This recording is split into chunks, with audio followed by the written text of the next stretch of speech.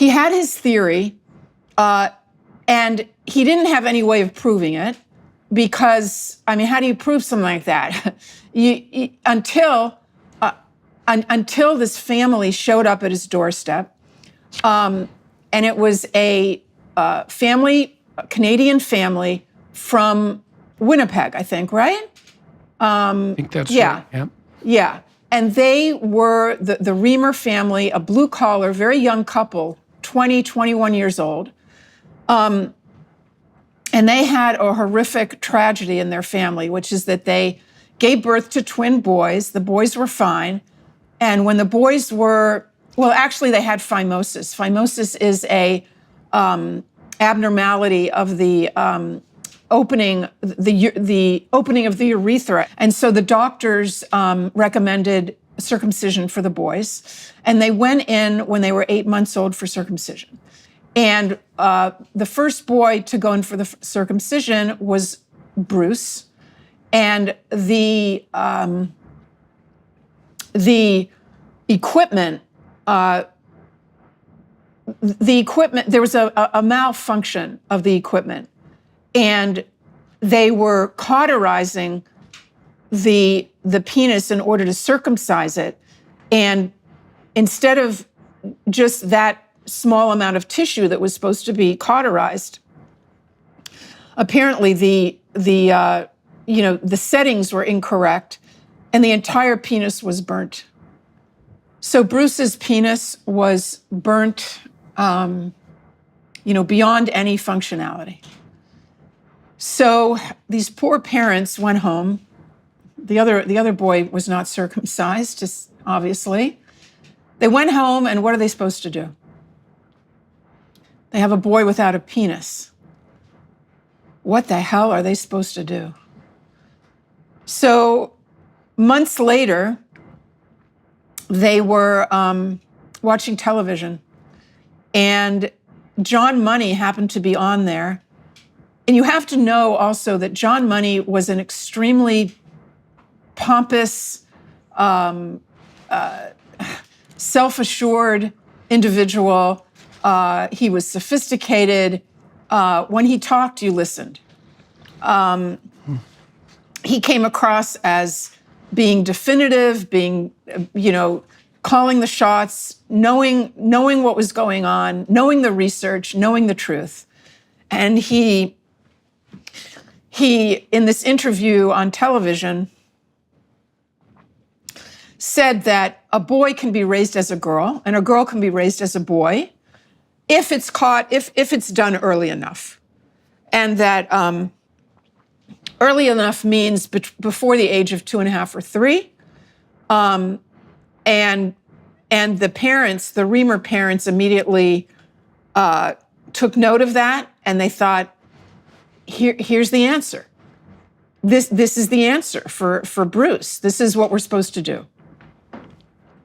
So they contacted Dr. Money down in Baltimore, and they made an appointment and took the twins down to Baltimore and went down there. Again, you have to understand that this was a uneducated, young blue-collar family. And when they were interviewed later about their meetings with John Money, they described him as like, we just thought he was God.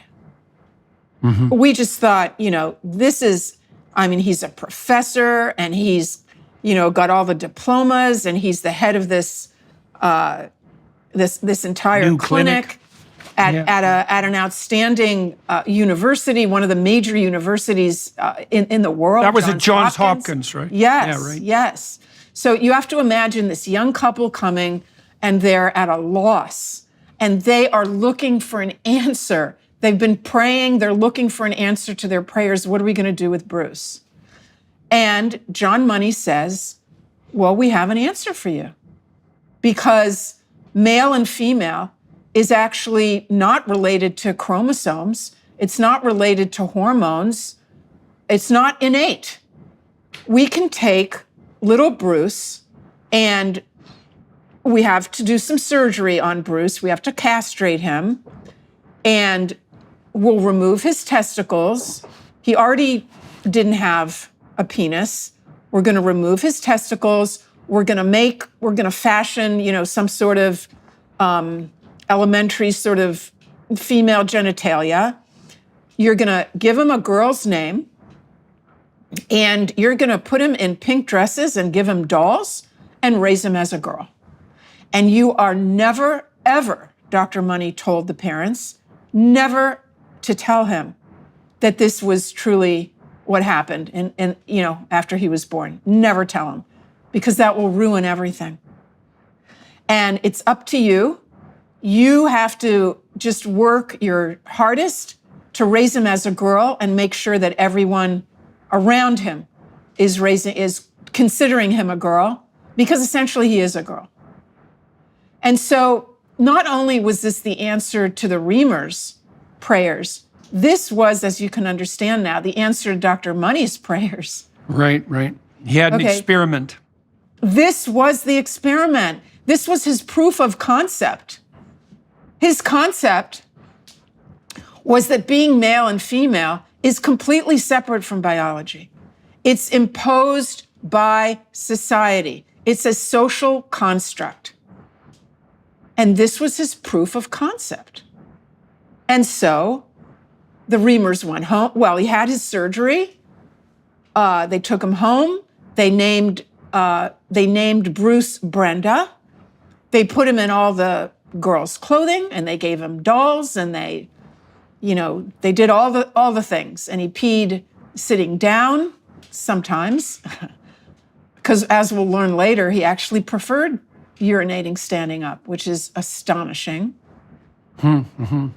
We learned later that he always wanted to urinate standing up. And from the time he was in diapers, I think, he was told he was a girl. So that really is fascinating. But anyway, so they took him home, raised him as a girl, and Dr. Money started to follow the twins. Every year, they would come down for a visit. The parents would spend time speaking to Dr. Money, and then the money, there's a slip. Freudian slip for you. Yeah.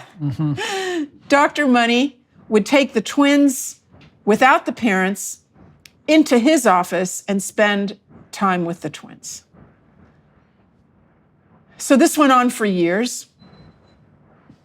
And Dr. Money began to report on his study that became a famous landmark study.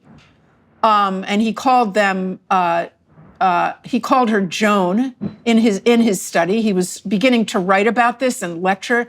And he was claiming that Joan, AKA Brenda, AKA Bruce, was doing great. She was adjusting. She may be a bit of a tomboy. He would acknowledge that.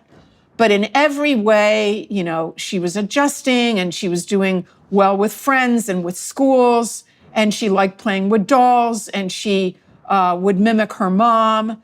And he was giving this glowing report from year to year, and in his professional writing of his studies, his report, and he was giving talks, and he was getting, you might imagine, tremendous attention for this. You have to understand, this was by now maybe, the early 60s. This is feminism, okay? This is the sexual revolution. This is a time when society, or at least part of society, wanted nothing more to say that male and female is a social construct. And that in order to gain, full equality, women have to be considered the same as men. And, to have a study such as this study of John Money's, in which he was reporting that this baby who was normal chromosomes, normal everything biologically, but is being successfully raised as a girl because he has a girl's name and girls and dresses and dolls and all, his entire society, his teachers and his grandparents and everyone is reinforcing the idea that he's a delicate girl who likes to cook and, is going to grow up to have babies. I mean, this was huge. Now, what happened is that this theory of John Money's was accepted over the decades. We didn't find out what really happened with the twins until decades later. And in the meantime, during those decades, his theory became doctrine. Okay, his theory became just baked into, so many fields of both soft and hard science, so that it was standard that whenever you had, for example, an XY or any child that had ambiguous genitalia, if they could be raised as a girl, they'd be raised as a girl. So they'd be castrated just automatically. Why? Because of the great success, because of what John Money proved to us. And so lots and lots of boys all over the world. I mean, this was written into the textbooks of endocrinology and the textbooks of genetics. I mean, this became truth, so to speak. Not that there weren't people, other scientists that were standing up and saying, John, this isn't proven yet. Let's look a little closer. This is not necessarily the case. But what did he do? He wouldn't tolerate that. John Money, was a tyrant. He would not tolerate another psychologist or biologist or geneticist standing up and trying to publish something that would challenge his great gender theory. He would arrange, he would intimidate the editors at the scientific journals to not publish those articles. It's a lot of what's actually going on right now is very similar. Right. So what happened with the twins is that after decades, in fact, John Money wrote a book in 1997 in which he said yet again that his twin study, that his gender theory had been confirmed and supported by the results of this experiment with the twins. And the following... One person experiment, by the way, a one-person experiment. Yeah, but even that one person, it didn't work. Okay, so in 1998,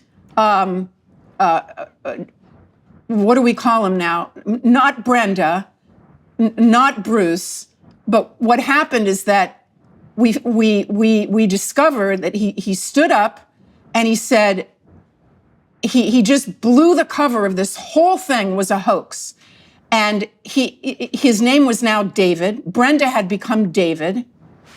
And he was not only a man, but he was married to a woman and he had adopted 3 stepchildren, and he worked as a janitor in a slaughterhouse. Right. So that was David Reamer, and people can go onto YouTube and hear him being interviewed about his experience of what it was like to be told for 14 years of his life that he's a girl, and to never, ever, ever feel that was his truth. What happened is that during all those years, he was not happy with his dresses and with his dolls.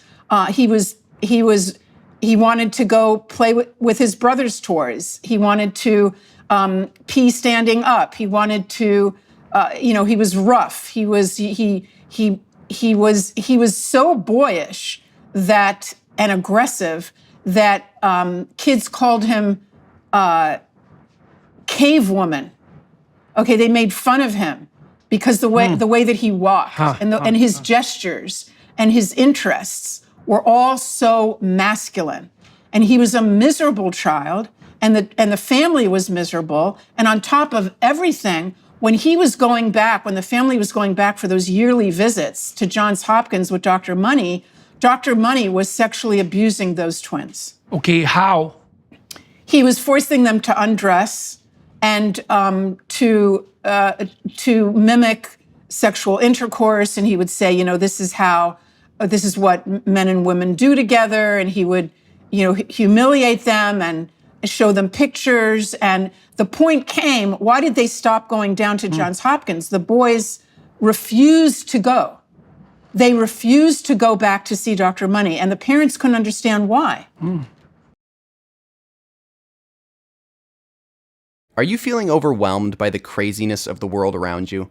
Do you find yourself constantly searching for peace and stability amidst the chaos?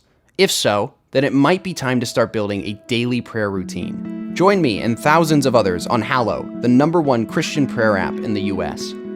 Download the app for free at hallow.com/Jordan. You can set prayer reminders and track your progress along the way. Not sure where to start? Check out Father Mike Schmitz's Bible in a Year, available on the Hallow app for brief daily Bible readings and reflections. Or pray alongside Mark Wahlberg, Jim Caviezel, and even some world-class athletes. With Hallow, you can customize a personal prayer plan that works for you. Listen anywhere you are with downloadable offline sessions. Get an exclusive 3-month free trial at hallow.com/Jordan. That's hallow.com/Jordan. What happened to David Reimer? What happened? David Reimer committed suicide eventually, didn't he? Yeah.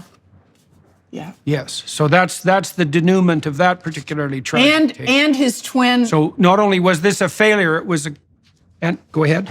Oh no, it was a disaster, terrible disaster. He committed suicide, and his twin brother died of an opiate overdose before him. His twin died first. The entire family was, what kind of words? Traumatized. It's not enough. Trauma is not enough to describe what that family went through. My parents didn't know a lot that was going on. And if they would have known, it never would have happened. By me not saying anything, the medical community was under the impression that my case was a success story. And I was shocked when I heard that people thought that my case was a success story. So what we should point out here is that this experiment couldn't possibly have gone more cataclysmically wrong than it did. Right? Not only was what Money was saying was not true in the technical scientific sense, it was an anti-truth, and he falsified the data, and it culminated in the death of 2 people, the demolition of a family, and the perversion of an entire culture. That's John Money's legacy. And he never publicly acknowledged it. He never publicly acknowledged that the twins had, that one of the, I don't know what John Money died, I think, in 2006, and I think he had dementia. But when the book came out, and when John Colapinto's book came out that just exposed this whole calamity, there was nothing from John Money. He was still alive. He could have made a statement. Nothing. I'm just saying that that's just another, indication of what the immorality of this person, and the lack of acknowledgement, of what they're guilty of doing. I guess it's too much to expect.